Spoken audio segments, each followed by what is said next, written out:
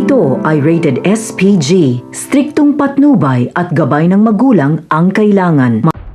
Isang mapagbalang araw mga kapamilya, ang mga tropa kaya ni Tanggol at ang buong San Dimas ang makakatulong kina Tanggol para tuluyan silang makatakas. Yan ang sabay-sabay nating alamin sa dulo ng video ito.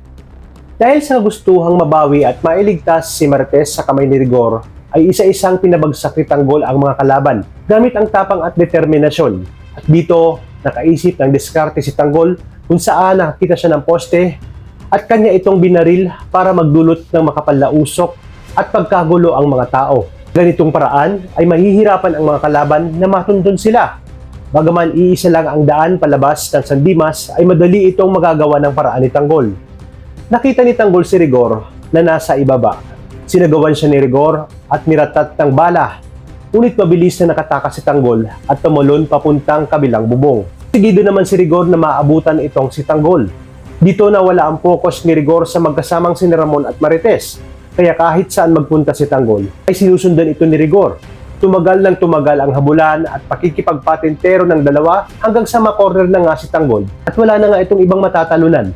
Nakita niya si Rigor na paparating at may mga kasama pang backup.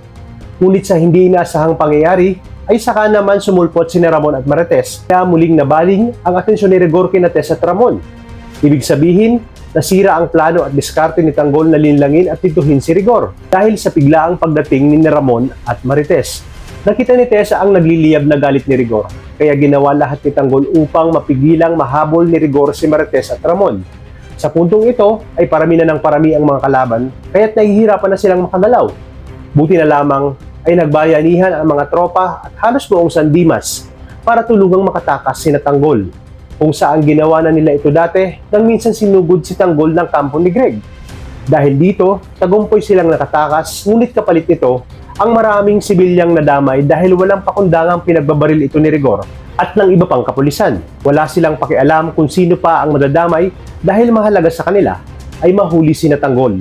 Kaya naman sa pagbalik ni Tanggol ay natupad niya ang ipinangako niya sa kanyang lolo Julio na babalik silang kumpleto at ligtas na kasama ang kanyang nanay Marites.